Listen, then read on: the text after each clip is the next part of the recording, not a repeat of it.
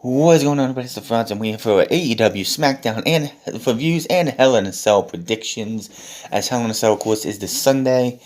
I am telling you right now, I'm sick and tired of these double headers, having to watch Raw and SmackDown and AEW in back-to-back fashion. Here's my biggest thing about this. AEW, in January, is moving to TBS. So, during the NBA playoffs, why not move this show to TBS for the 4 weeks that they had to deal with this? Why make your fans have to miss out on, have to watch a doubleheader? It is absolutely ridiculous to have us sit here and watch TV, watch SmackDown, and have to go and watch AEW, back to back. It's just 4 hours of wrestling. I hate it on pay-per-views. I hate it when pay-per-views go this long. I don't want to sit here and have to watch back-to-back shows. Why couldn't you give us something else? Why couldn't you put this on TBS for 4 weeks, 3 or 4 weeks, however long it was? It's not that hard. It's not that hard, but they continue to do it. And we've had to deal with it. Thankfully, this is the last one. And next week is going to be on Saturday with AEW having a main event of Kenny Omega versus Jungle Boy. Now, I just don't know why they don't wait 4 days and put that on a live edition that's on Wednesday night in your normal time slot, but hey, beggars can't be choosers. So we start, of course, off with SmackDown. So SmackDown opens up. They tout that this is the first time ever on SmackDown we were going to have a Hell in a Cell match. Can never tout that about Raw, because Raw had a couple of Hell in a Cell matches back in the day, back when Hell in a Cell first got started. They used it as if it was...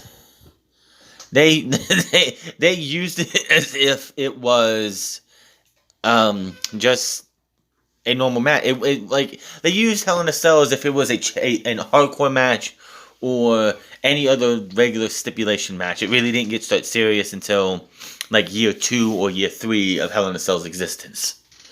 So Rey Mysterio comes out, and basically he's just so angry. He's pissed off, and people wonder, why did this match have to be on tonight? Why are we getting a Hell in a Cell tonight when you have a Hell in a Cell pay-per-view in, I don't know, 2 days? Why would I want to sit here, watch a Hell in a Cell tonight, and then go to Hell in a Cell on Sunday and watch another Hell in a Cell match? But, yeah, so Rey's like, every parent should be feeling the way I'm feeling right now. Pain, hurt, agony. And yes, he knows that he made the challenge last night on the pay-per-view, for tonight. But he wanted Roman to say it himself. He didn't want to hear it any other way. He wanted Roman to say it himself. So they lower the cage after he asks him to come out, even calls him a son of a bitch. And they lower the cage. Out comes Roman, and Roman's like, "We don't have to do this. We don't have to do this. We can end this right now and just get over everything. If all you have to do is back out now, and I'm going to ask you this one time, are you sure you want to do this?" And of course, he's like, "I've never been more ready in my life." Roman's like, "Hey, I tried to do it your way, tried to be diplomatic. Now we're going to do it my way." And he walks back to the back, pissed, pissed knowing that he even has to go through this match. So, yeah, Roman just, he doesn't want to have to hurt Rey. Why would he want to have to hurt Rey? Rey is an icon. Rey's a legend. He doesn't want to have to destroy that. But, hey, Rey wanted it. Rey's going to get it. And that is going to be the main event of this episode of SmackDown. Now, let me see here. So we get a brief package of Commander Aziz as he prepares to make his SmackDown debut tonight. And we go to the ring, and out comes Intercontinental Champion Apollo Crews and Commander Aziz. Cole shows a video recording earlier today of Crews hyping Aziz up for as a secret weapon, warning Kevin Owens and Big E. Aziz also speaks, and Crews is all smiles. Crews and Aziz stand tall in the ring, and we go to commercial break. Back from break, and Caleb Braxton is backstage with Owens and Big E. Owens isn't worried about Aziz because E is the strongest person in the locker room. Big E jokes about there still being some tension between he and his partner, but he gets us hyped up and cuts the typical promo. Of course, Kevin Owens just showers this guy with compliments. Strongest person there, tag team, 9-time tag team champion. And Big E's like, Kevin Owens is good. He's talented.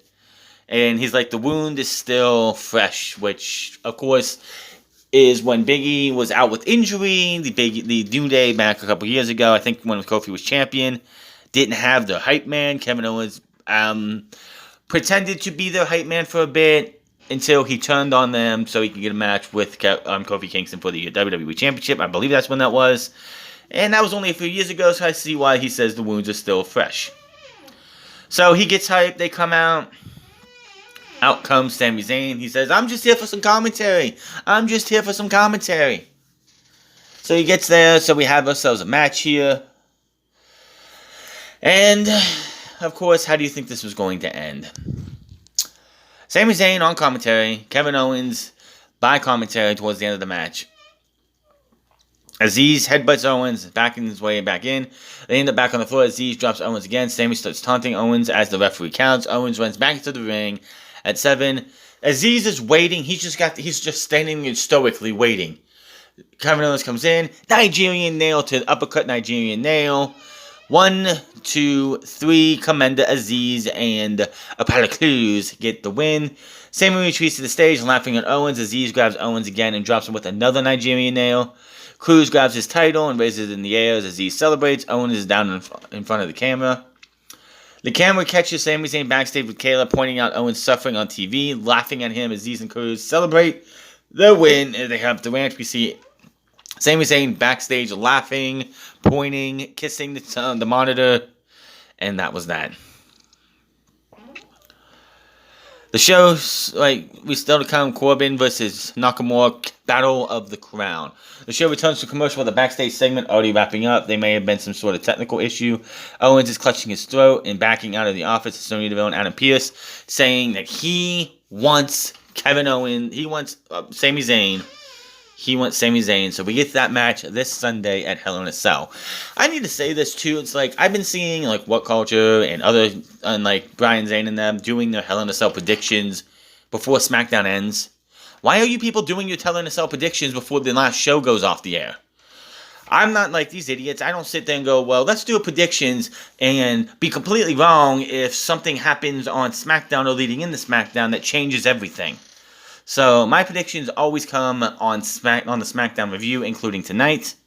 So yeah, I don't know why people decide to do predictions before the shows are already there. I mean, it was a lot easier back before 2019 when SmackDown was on Tuesdays because you watch Raw, SmackDown, and you have your predictions on Wednesdays. Can't have that now. But yeah, so he gets the match at Hell in a Cell, Sami Zayn versus Kevin Owens for the bajillionth time. Baron Corbin versus Shinsuke Nakamura. They have the seat, the king's chair, the crown. I swear, I don't know if this was just my eyes fucking with me, but I'm watching as Vic Boogs is playing Nakamura. I swear, the thing that the crown was standing on was slowly turning and it was rotating. I don't know. And yes, this pretty much became a best of 5 series unknowingly because they both guys are tied 2 for 2. First off, I don't care about any match Baron Corbin's in. Second off, again, this is their 5th match since WrestleMania. I don't care. Corbin loses. Nakamura hits him with a big Kinshasa. Looked like it hit him flush in the face. 1, 2, 3. Nakamura backs up the ramp. Boogs does the same, playing Nakamura's theme with the guitar. Disappointed Corbin recovers in the ring. Nakamura heads to the stage, takes the seat in the throne. Boogs takes the crown and places it on Nakamura's head. Corbin is in the ring, sitting there, crying like a bitch, while Boogs and Nakamura continue to celebrate. King Baron Corbin is no fucking more. He's done. He's out of here. He is just a Baron once again, or he's just going to be Corbin. Would it be nice? He disappears for a while, distraught that he lost his crown, and he comes back as a new gimmick. They could call him something Corbin, Baron Corbin, whatever, but he's no longer a king. Maybe this is how they bring the King of the Ring back. He'll complain to Adam Pearce. He says he wants to have a chance at winning the crown back in the King of the Ring. I don't know. Then we get, for the millionth time also, Bianca Belair and Bayley with a face-off of some kind. And here was where we all learned why Roman Reigns and Rey Mysterio was put on tonight and not at Hell in a Cell. Bianca Belair comes out just doing the same crap as always. Like, she's not a kid anymore. She second-guessed herself. She doesn't let what anyone thinks about it define her, including what Bayley thinks. It's like, oh my god, who's writing this shit for her? This is terrible. I don't need to hear, oh, I feel less than myself right now. Oh, like, just, I don't care. Don't bring that shit up anymore. You said it once, good on you. We're not fucking mindless people or mindless zombies who don't remember anything. Come the fuck on. So, basically, she challenges Bayley to their match being inside Hell in a Cell.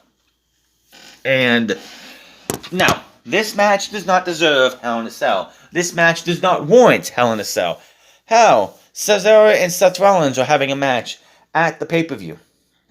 That match warrants Hell in a Cell. This has just been who can laugh better, Bayley or Bianca Belair, with some shitty-ass fucking promos from Bianca in the long run. And basically, I hope they take the title off of Bianca Belair, but we'll talk about that here in a bit. All I know is just get the mic out of Bianca's hand and don't let her talk anymore, because her promos that they are scripting for her are absolutely awful. So Bayley comes out, they has fight, Bianca gets the early advantage, but then her hair, that long braid of hair, gets in the way. Bayley uses that to her advantage, hits her with the rose plant, and then just holds the title above her head to end the segment. Didn't even accept it, unless she said it somewhere and I couldn't hear it. But apparently it is now confirmed that yes, we are getting Bayley versus Bianca Belair inside Hell in a Cell. We couldn't just keep it one Hell in a Cell. No. We had to get 2, but 3 in a 3-day period. Friday, Saturday, and Sunday. It's like, wow. If you would have made Hell in a Cell a 2-night event, we could have had a Hell in a Cell on Friday, a Cell on Saturday, and a Cell on Sunday. I don't need to see any more Hell in a Cells. I saw tonight's match, and that's all I needed.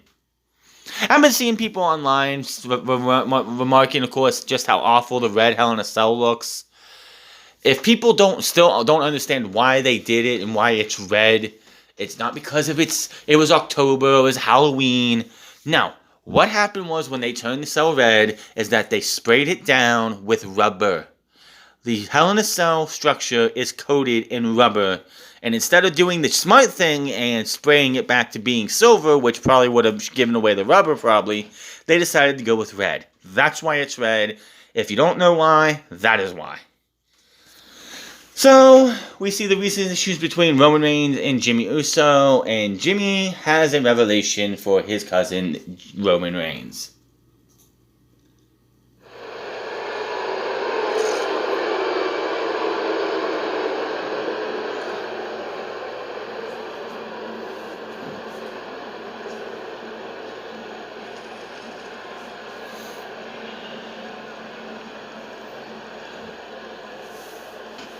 What up, Bruce? So, look, man, I thought about what you said last week about representing the family and being the best here. You're right. You're right. It's okay. Yeah. I might not agree on everything that you say, Oos. I might not be 100 on everything that you do. But we blood. Family.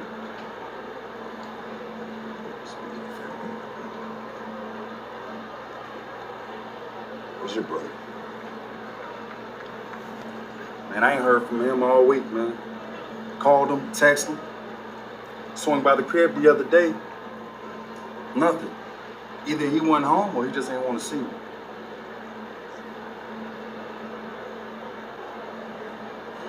Tonight, though, if you need my help, if you need me, No. I got it. No. I need you to find your brother. I need your brother.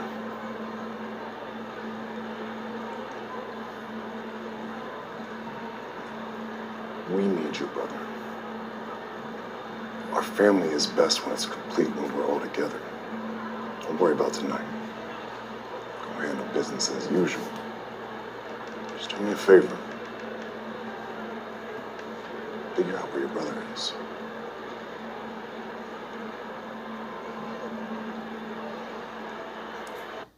I noticed that Jimmy has like a dye going on in his hair right now. It's really weird.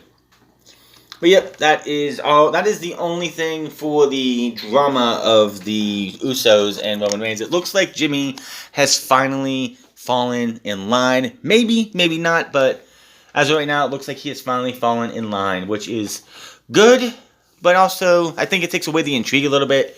Hell, for all we knew, it was going to be Roman Reigns versus Jimmy Uso inside Hell in a Cell to match his brother, and then he would fall in line. But nope, it looks like after some soul searching and everything else, he's finally fallen in line, or has he? We will have to figure that out. Next was supposed to be Otis versus Angelo Dawkins, and again, I missed this last week, and I don't know why I didn't. It's really easy to see the difference, but Otis shaved his beard completely off, which is kind of messed up because he comes out wearing an Alpha Academy shirt with him and Chad Gable, and the logo too has him with the full beard, so it's like, what the fuck? Even though, good guy Otis, big beard, big fluffy beard. Bad guy Otis, clean shaven attitude. So, it changes him up and it looks good on him. So, Otis comes out, all business, ready to wreck Angelo Dawkins. Then, Angelo Dawkins come out and I'm like, so you're just going to walk out here, you're going to do your whole entrance like nothing's going on, and you're going to come down. This guy took your partner out last week. Why in the little fuck are you coming out here and just pretending like everything's all cool? You're going to dance, you're going to do your little stirring it up thing, and you're going to come down with a little bit of a smile, you know, favoring your shoulder, but you're still acting like everything's all right. I didn't like that. Dawkins should have been out there. He should have walked straight down, pissed off, got in the ring, and just started to throw hands. The bell wouldn't have rung. These guys just would have went out there and had a fight. But no, he comes out, he stares him down. Chad Gable actually slaps him and runs. Angelo Dawkins goes after him. He chases Chad Gable around until he gets laid out with a clothesline, then thrown shoulder first into the barricade, into the stairs. They bring him back in the ring. Chad Gable has him in a ready for a German suplex, and this motherfucker hits a tornado, a discus lariat, knocking Angelo Dawkins over. Holy shit, that was crazy. Of course, Dawkins was done. That was it. He was done. So, yeah. So the Street Profits are pretty much eliminated. And then we go to the back as Mysterio is getting ready for his main event match. And we have Cesaro with Kayla Braxton going for, and like talking about Seth Rollins, which they do have a match on Sunday, which is warranted Hell in a Cell more than Bianca Belair and Bayley, by the way. Cesaro, thank you so much for joining me. Now, as you just saw, this rivalry between you and Seth Rollins has really escalated lately. Are you concerned that it's gone too far?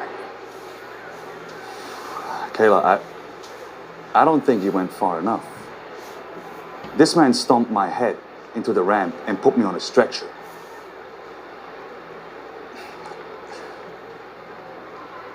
WWE is my life.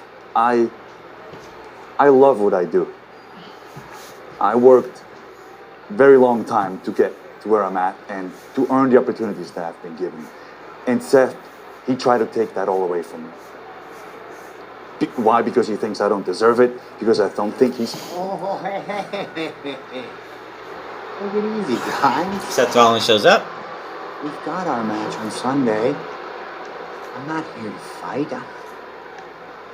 I'm a professional and a gentleman. I came here to have a conversation.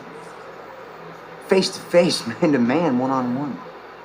Kayla, if you don't mind. Thank you.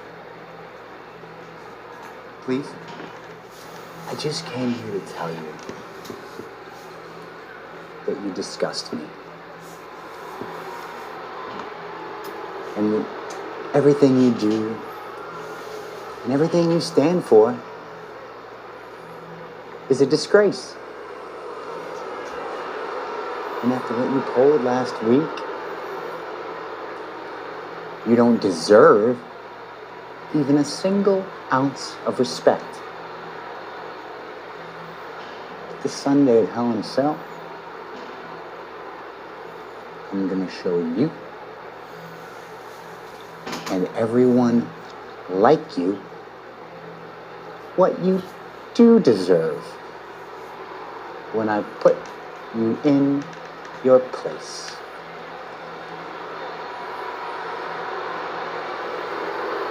Oh. Seth, I didn't think you had it in you, being a professional, coming out here, facing me man to man. Respect that. I respect everything that you said. And I do respect you as a competitor. I'll see you on Sunday. And he just a little tap while Seth Rollins is sitting in the chair, and Seth just falls over. A little bit of fun there right there. So, we have the main event. Hell in a Cell. Rey Mysterio versus Roman Reigns. Again, this match did not warrant a Hell in a Cell. Oh, my baby boy who's 20 in his 20s can't take care of himself, so dear old dad has to stand up for him. This does not warrant Hell in a Cell. I don't know why they wanted to give this Hell in a Cell. If you weren't going to have Roman Reigns on Hell in a Cell, don't book a match. Now, other than that, if they do want to book Roman Reigns defending the title on SmackDown once a quarter, he should defend the title on SmackDown for the hell of it. This isn't it, man. This isn't it. But I will say that Rey Mysterio got a lot of work in on Roman Reigns. Roman Reigns bumped. Roman Reigns took shots. Hell, Rey Mysterio had the chair around Roman's neck, and he threw him into the cage twice. So it was that. Bunch of chair shots to Roman. Roman, of course, just beat the hell out of him in the second half of this match. And just like his son, Rey Mysterio took a yeet out of the ring, but this time, instead of it being straight to the floor, he got yeeted into the cage, falls down. Roman comes back in, pulls him back in, puts him in a different version of a choke, of a guillotine, and Rey just had to tap out. There was nothing to it. Nothing more, nothing less. He was done. After the match, Reigns stands tall when the music hits. The cell quickly raises up. Heyman brings in the Universal title. We go to replays. Reigns raises his title over his head. Jimmy hits the ring, walks over. Reigns is like, what's going on here? Jimmy just grabs his hand, raises it, and they all stand tall. Then Rey's getting up slowly but surely, and Roman sees this. He is pissed. When you're down, you stay down until he leaves the ring. So he puts both arms out, backs these other guys, backs off Jimmy and Heyman. Goes over, grabs him again, puts him in another guillotine. Heyman and Jimmy just watch on from behind. Reigns stands tall over Roman, Reigns, talking trash, telling him never to doubt him again. And the show goes off the air. So, it was a one-match show, obviously. I mean, the tag team match early in the show was fine. But, yeah, Hell in a Cell. I wish it could have went a little bit longer. Honestly, I wish it could have went just a wee tiny bit longer, but it didn't. And unfortunately, they moved it to tonight instead of on Sunday. Everyone knew Roman Reigns was gonna win. I mean, come on. I honestly could not tell you on the SmackDown roster who could beat Roman Reigns. I don't know anybody outside of maybe a Bobby Lashley or a Drew McIntyre if they were built right. Maybe a Drew McIntyre could beat Roman Reigns. Maybe somebody on NXT. Maybe Karrion Kross, who was backstage in the Thunderdome tonight, working a dark match before the show for the officials to see what he's like, what they can get out of him, what they could do with him. Him and Bronson Reed were both there tonight, working a dark match for WWE officials. So maybe Karrion Kross is the one who comes up and takes that title from Roman Reigns. I do not know. Because, honestly, nobody's built up to take on Roman Reigns and beat Roman Reigns. The only person who had a sliver of hope was Daniel Bryan, and he didn't win, and he's out of here. So, that is that. Let's talk about Hell in a Cell before we get into the AEW review. We have 6 matches going into Hell in a Cell. Cesaro vs. Seth Rollins, again, should be inside Hell in a Cell compared to Bianca Belair and Bayley. I'm going with, there's really no reason for Seth Rollins to win. Cesaro gets the win, no doubt about it. Sami Zayn versus Kevin Owens. Sami Zayn's probably going to get his win back from WrestleMania, so I'll go with that. Shayna Baszler versus Alexa Bliss. Unfortunately, Alexa Bliss is probably winning this match. Bayley versus Bianca Belair, Hell in a Cell match. I think they're going to go with Bianca Belair, just ride it out a little bit more. But if not, I want Bayley to win it just to get the title off of Bianca. Because Bianca has not been a very strong champion. When it comes to being a strong champion, having that promo delivery is a must. And Bianca Belair does not have it. The Charlotte 9000 is going to beat Rhea Ripley and win the Women's Championship. It just feels like that's where they're going with this. I mean, come on, what else are they going to do? It's funny, you had Rhea Ripley and Bianca Belair both win the championships at WrestleMania, and they both have had the weakest title reigns over the last year. And Asuka had a very pitiful title reign. Both times. But, yeah.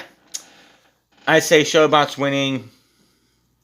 And in the last chance, Bobby Lashley versus Drew McIntyre. If Drew McIntyre does not win, he will never challenge for the WWE Championship so long as Bobby Lashley is the champion. I'm going with Drew McIntyre because 2 reasons. I think they took the title, the Universal title match off of Hell in a Cell was to give Bobby Lashley and Drew McIntyre the main event, allowing Drew McIntyre to win the championship in the main event, and so they could have Bayley and Bianca Belair in Hell in a Cell as well. The biggest reason why I say McIntyre is winning is because, honestly, it's his last chance. He's never getting another title match. Who else do they got for Bobby Lashley? Who else do they have for Bobby Lashley? Sure as hell ain't going to put AJ there because AJ's supposed to be a heel. Kofi, give me a break. They would have did that if they should have did that instead of this. But, yeah, I just feel like that they don't have any more legs with Bobby Lashley right now. And unless they're going to bring back Brock Lesnar and they're going to have Brock Lesnar be the guy to take on Bobby Lashley, which is not the plan apparently. And you don't need the championship for that because Bobby just wants to have the match regardless. Drew McIntyre is your man. But, yeah, that is all for that. I got Cesaro over Seth Rollins, Sami Zayn over Kevin Owens, Alexa Bliss unfortunately over Shayna Baszler, Bianca Belair over Bayley, the Charlotte 9000 over Rhea Ripley.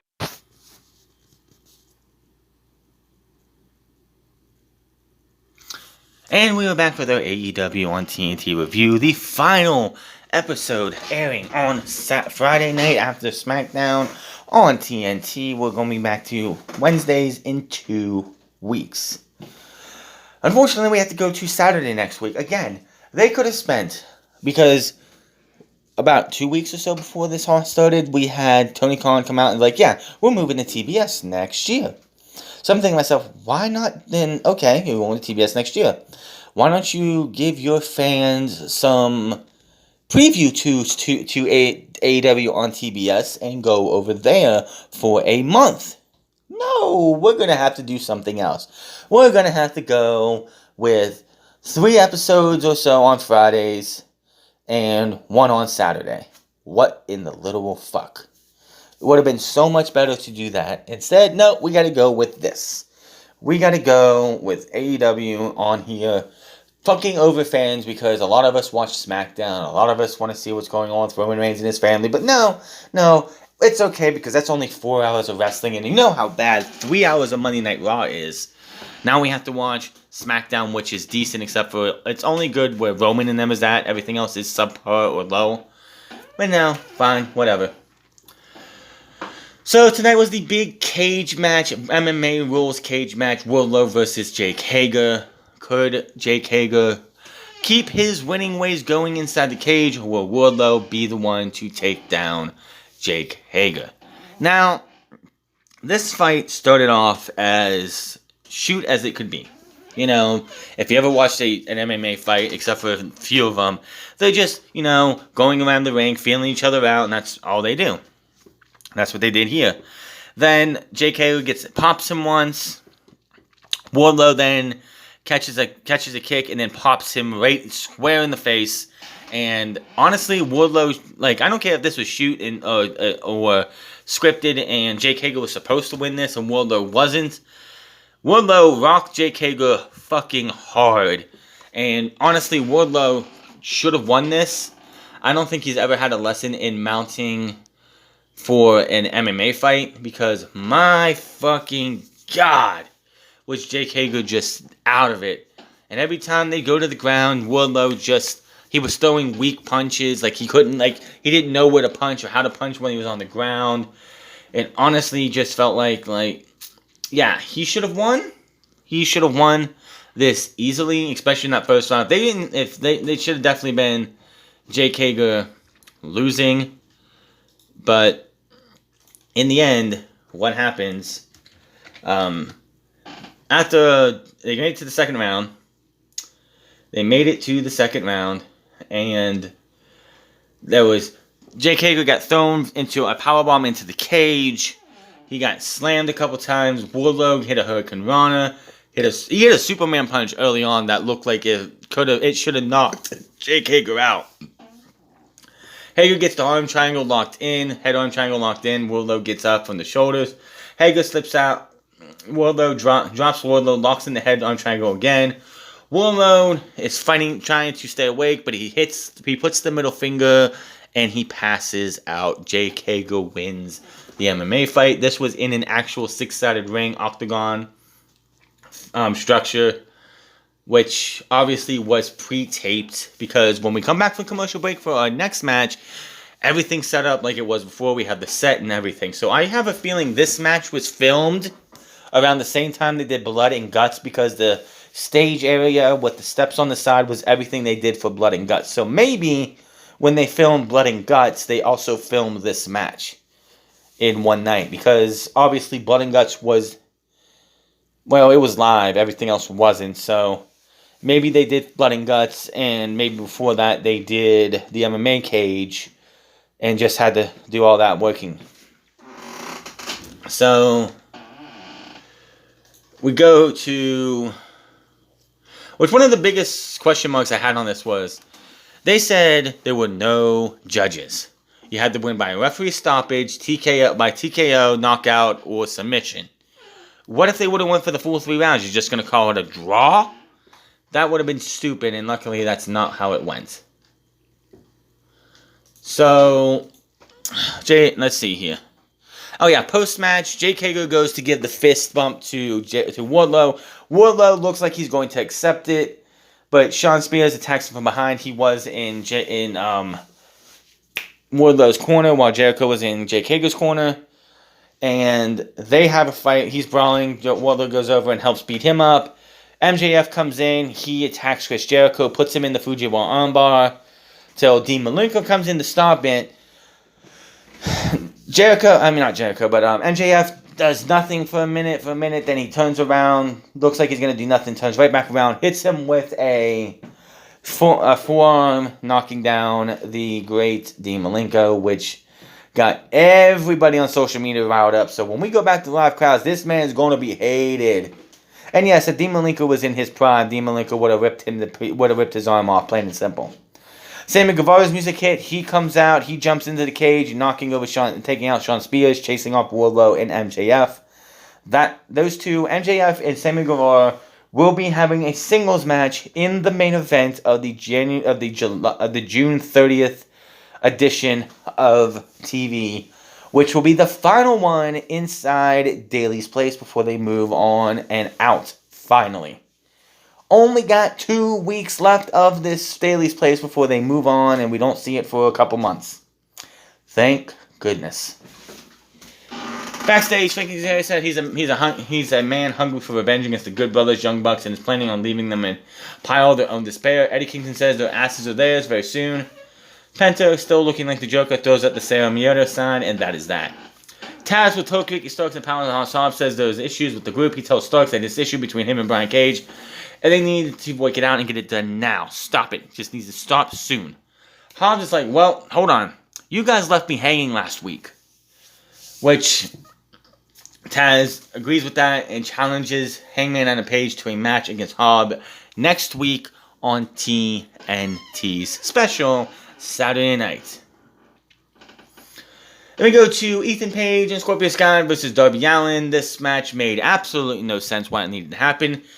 I don't get what the AEW tried to pull here. Darby Allin, of course, loses because it's a 2-on-1 handicap match against what they are now known as the Men of the Year.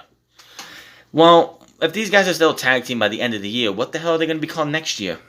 The Men of 2021? Is that what they're going to be called? Because I don't know. I don't think they'll be a tag team by that long. I have no idea. But so it's, of course, like I said, it's the 2-on-1 handicap match. Darby Allin, of course, stands absolutely no fucking chance of winning this. He does get a lot of fight in, but unfortunately, the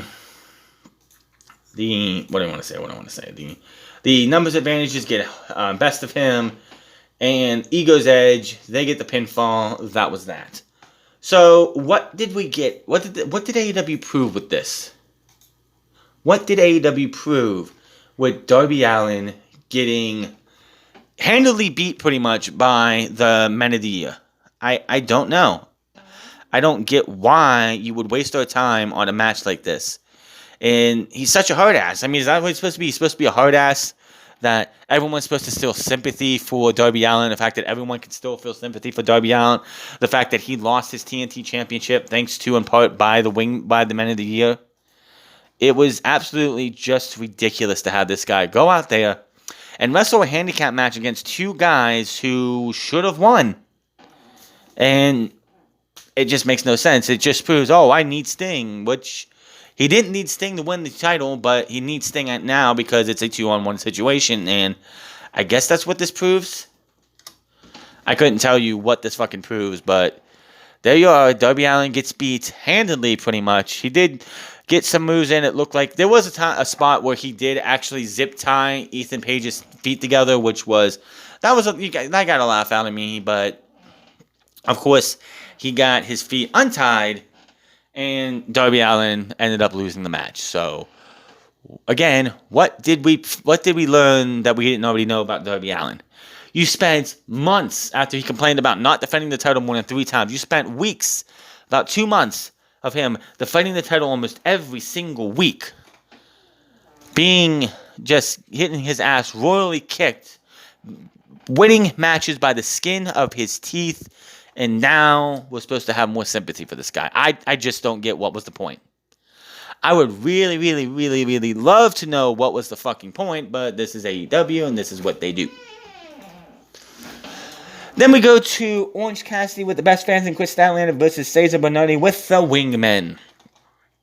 Which I don't know why they're so pissed at Darby Allin because I'm not Darby Allin, but Orange Cassidy, because this guy puts his hands in his pocket and he's the laziest guy in the company.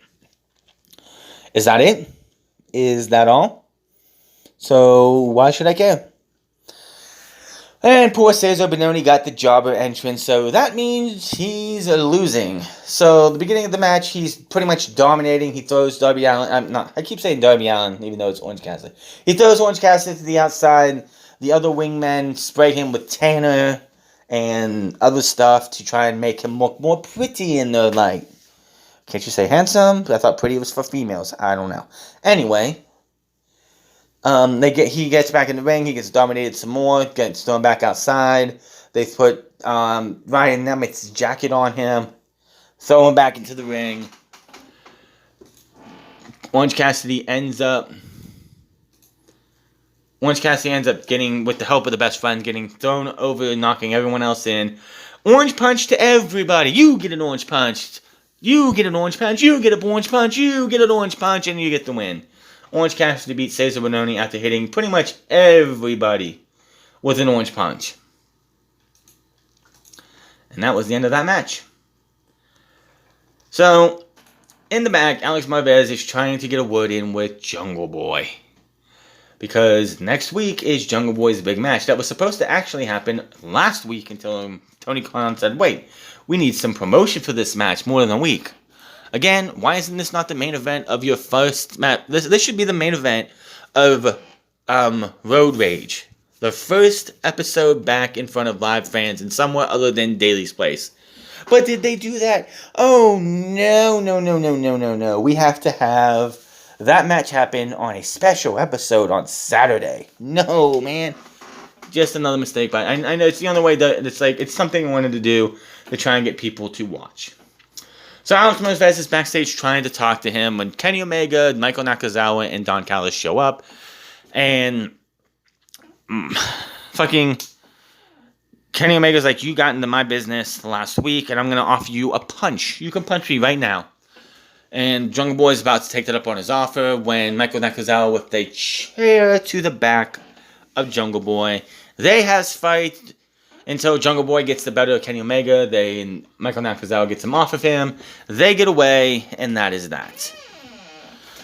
So now it is time for the debut of the newest member of the Anderson family, the young Brock Anderson, teaming with Cody Rhodes to take on QT Marshall and Aaron Solo. Congratulations to Cody and Brandy Rhodes on the birth of their daughter, as well as Jon Moxley and Renee Paquette.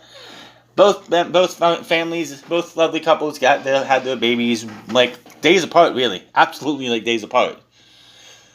So, hopefully Cody would go away for a while, maybe have something happen in this match to cause him to be written off TV, spend time at home with his wife and child. No. Brock Anderson got the win in this match, which is good on him. He got the jackknife pin that was so deep that Aaron Solo was not going to be able to kick out of this. So, Brock Anderson looks, I think I said this last week when he was there, the spitting image of his father. Holy shit, the spitting image.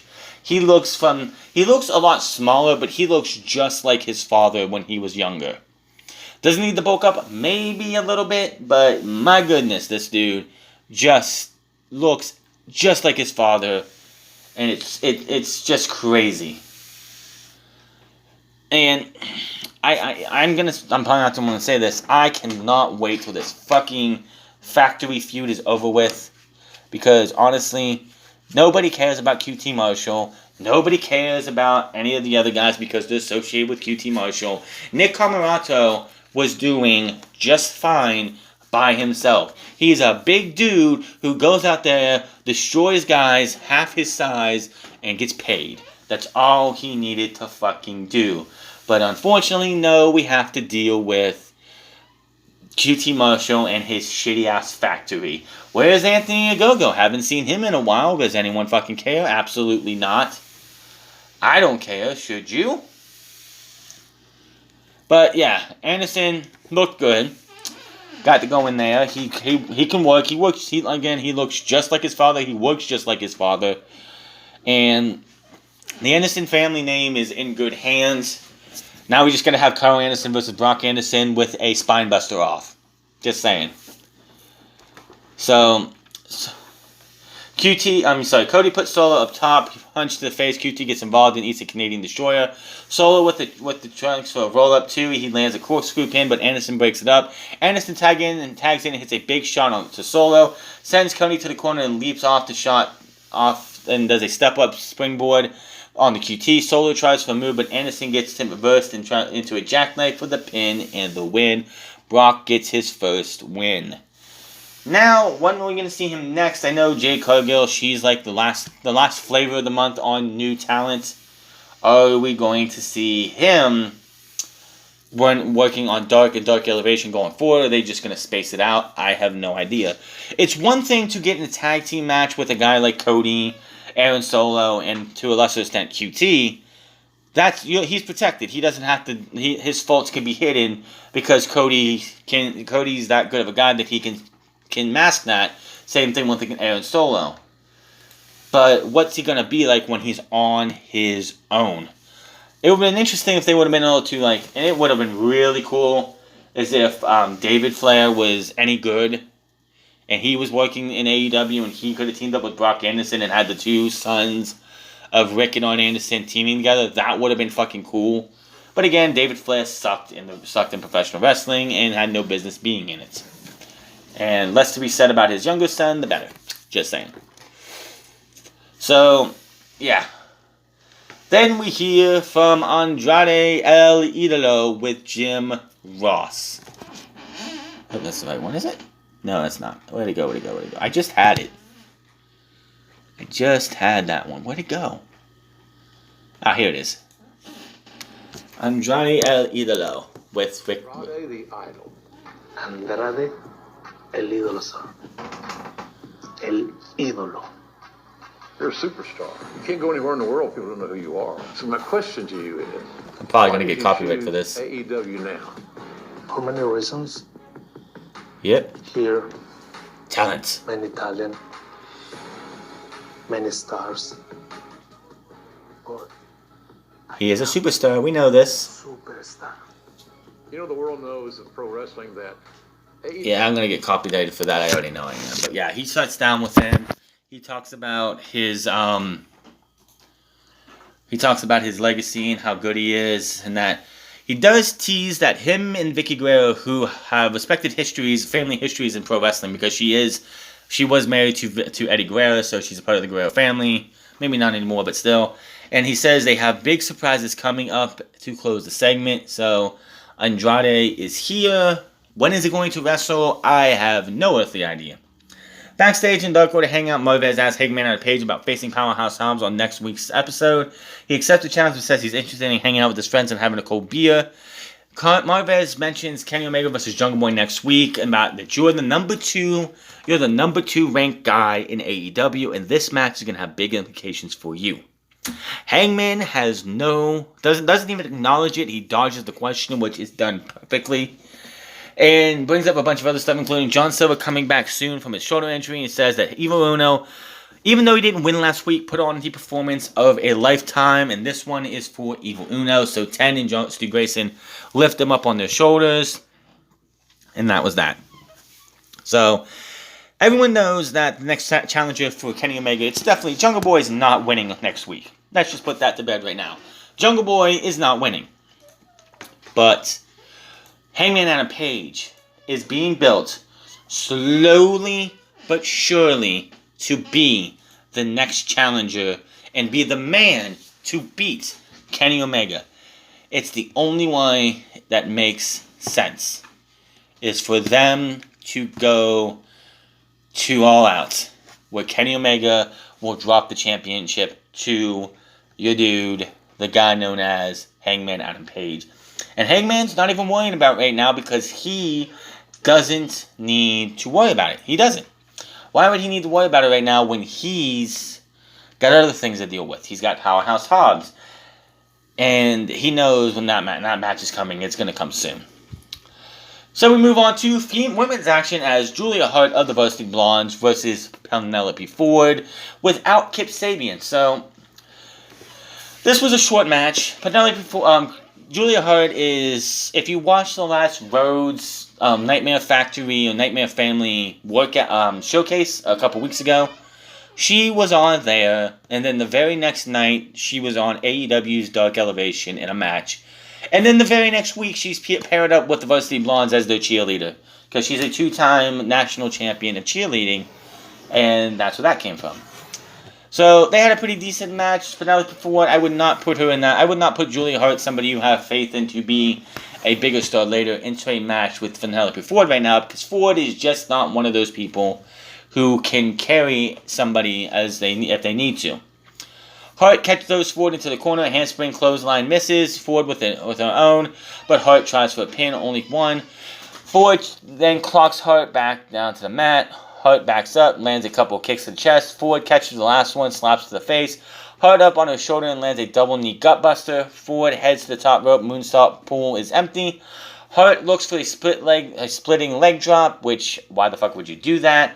Nobody home. Ford with the Indian Deathlock it's an Indian Deathlock with a chin lock combination. Hart holds on for as long as she can, and she ends up tapping out, so Penelope Ford gets the win. After the match, you have the Varsity Blondes checking on the manager, the partner. When Miro comes out and is like, Penelope, where's Kip? She's out here and outnumbered. That's not fair. Talks to Varsity Blondes about being out there when she's had such a hard time over the last few weeks.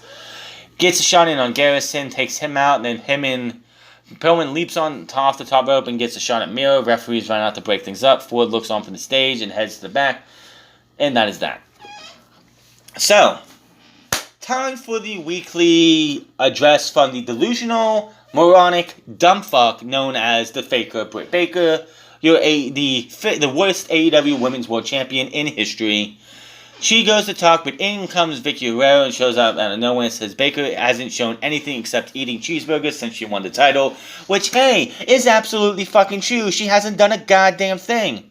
She wants that title around Nyla Rose and says that they should have a match. Baker tells Guerrero to bounce. They have an interview to do. Guerrero says she brought Andrade to AEW, and Tony owes her a favor, so it's going to be Baker and Rebel versus Rose and Guerrero on June 30th.